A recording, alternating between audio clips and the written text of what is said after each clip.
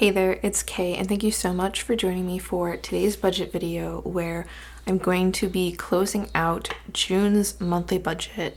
And yeah, I know it's already almost August, but I really wanted to make sure June's budget was closed out in case I had any rollover that I could then apply to August. So that's what I'm going to be doing today with you guys. But before I hop into it, as always, I do just want to thank my returning subscribers. Thank you guys for joining me again and continuing to join me on my journey.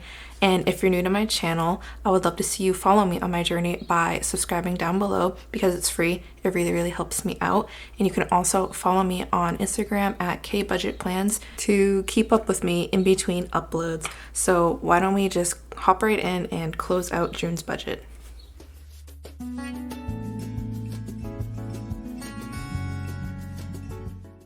So here we are in June, and June was my first cashless variable spending month in a very long time since I've started budgeting, especially here on YouTube. And here is how my monthly calendar came out. I didn't do it on video, but I did already add all of my variable spending for the last 2 weeks. So that's already been accounted for, and we will visit that on my spending check-in sheet. So I've already added all of this stuff in here. I don't know why this didn't get checked out. So I've already gone through and all of this stuff is accurate. It's up to date. Here I actually added in how all my variable spending turned out per category, like the ending balances. And so I did end with a positive net balance on my variable spending. So let's go ahead and pull that sheet out because I'm going to we'll pull out the monthly budget because that's the main sheet that we'll be working on. So I'm going to pull that out and then we'll flip to the check-in sheet first. So that way I can get all my variable expense numbers in. All right, so here is on the left here all my variable spending by category throughout the entire month of June.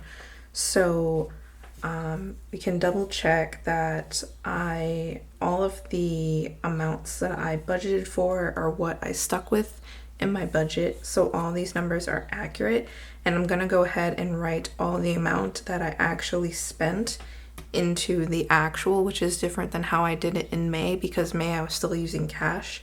And so since that money is already gone from my checking account, it's already gone. So all the numbers match, but this time it'll be different. So starting off with allowance, I budgeted $60 and I ended at a positive $11.25.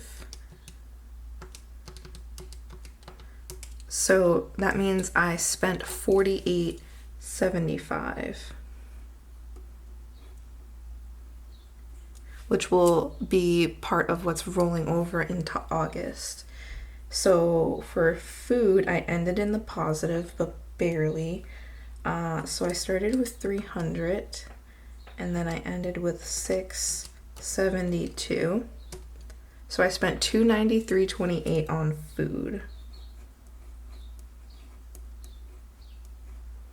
Next, moving on to gas. Gas is where I went over budget. And so I went over budget only by a little bit, by $268.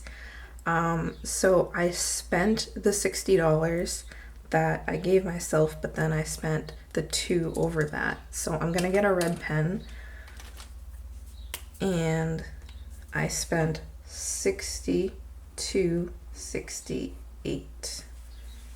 Laundry is a unique case for me since it is my one category that is still cash. And so I spent the $40 because I put the $40 on my laundry card. So that's how that worked out. And then pets, I started with $60, I ended with $402.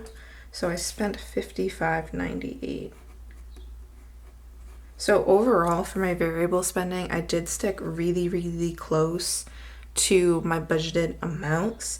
And although I did go over, I didn't go over in all my categories, so I still ended in the positive, which is really good. So I'm gonna go ahead and total all of these up to get all of my variable spend for the whole month.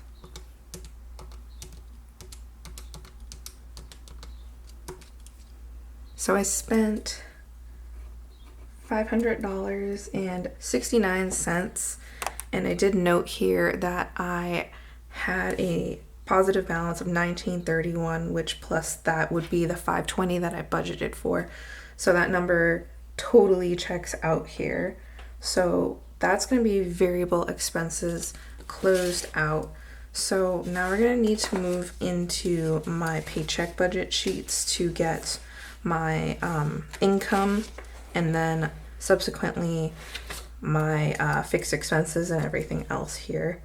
So for income, I had $11.27, and then $11.36. So I had $22.63, which is really close to what I budgeted for, but still a little bit over.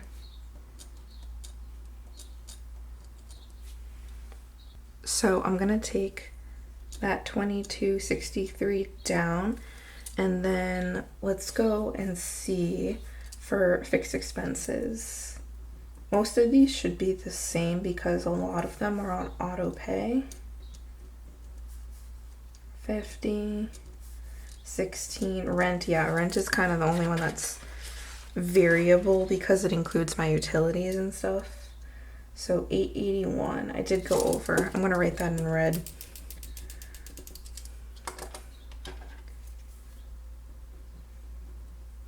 Because I went over, but again, by a little bit, by a small margin. So now we're gonna go ahead and total these up. So 5 plus 36 plus 190 plus 50 plus 16 plus 881. 1178. Yeah, that sounds about right. Compared to the 1172 that I budgeted for, it is a little over. Just to stay consistent, I'm gonna write this in red because it was over.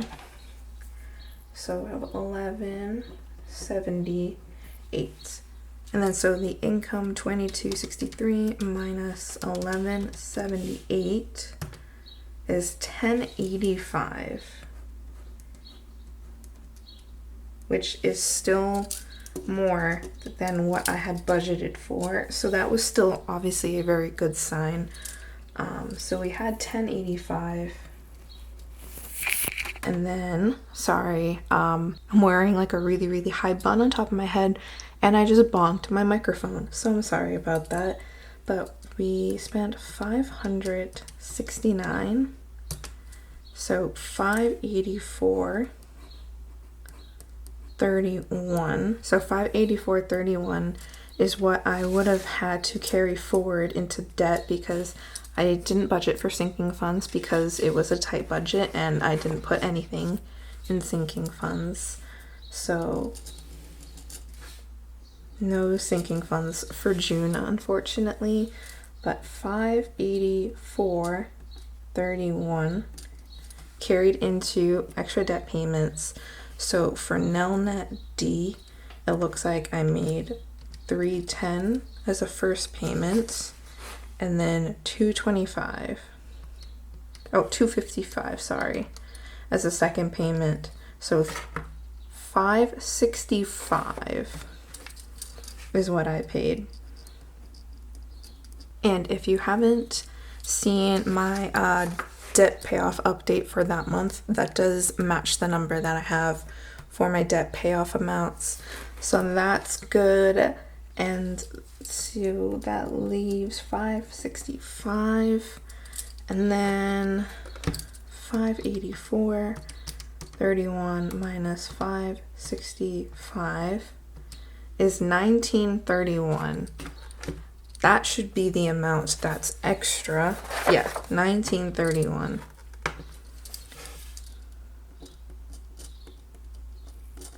So I had 1931, and I didn't put anything in savings. So that means I have the $19.31 left over from June's budget, which is all of the leftover from my variable spending, because this is such a tight budget. It's so weird to see it like this. But yeah, pretty much all this stuff matched except rent was over and then my spending. And so yeah, that makes total sense. I have a lot going on this sheet, so I'm gonna try and squiggle it. This is gonna be going into August's budget as some rollover money, just so it'll give me a little bit of an edge, either in my variable expenses or going towards a debt payment.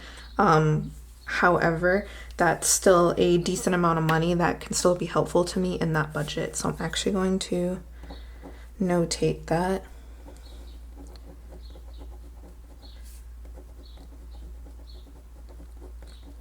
That I have a rollover amount of $19.31 for August, which I'm going to be working on that monthly budget. I like to pre-plan those.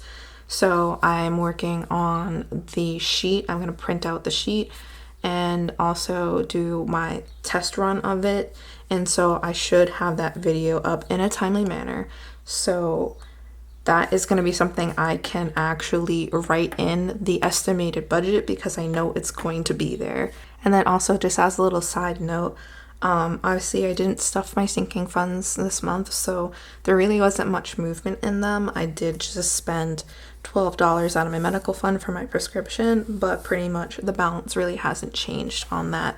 So luckily with July, I do have a significantly higher income with a more flexible budget that will allow me to stuff my sinking funds.